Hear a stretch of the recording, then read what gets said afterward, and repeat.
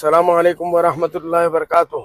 মই মৌলানা বদৰুদ্দিন আজমল আমাৰ এই ইলেকশ্যনত আমাৰ যিসকলে নগাঁও, ধুবুৰী, কৰিমগঞ্জত আমাৰ ইউডিএফক ভোট দিছে, যিসকলে দিয়া নাই, মই চবৰ আন্তৰিক ধন্যবাদ জ্ঞাপন কৰি আছোঁ।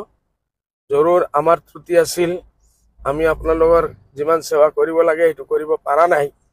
এইটো কাৰণে আপোনালোকে মোৰ কাৰণে দোৱা কৰিব, মই আপোনালোকৰ কাৰণে দোৱা কৰিম।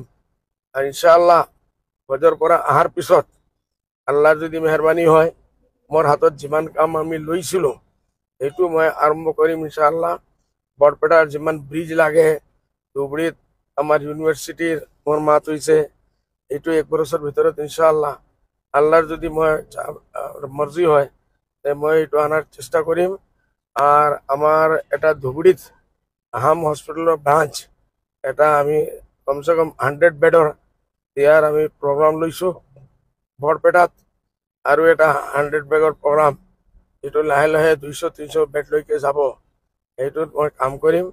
ফ্লাড আৰু ইৰোশ্যনৰ কাৰণে যিমান কাম কৰিব লাগে পাৰিছিল, যিমান মই চেষ্টা কৰিছোঁ পাৰিছোঁ, যিমান হোৱা নাই এইটোৰ কাৰণে মই দোৱা কৰিম।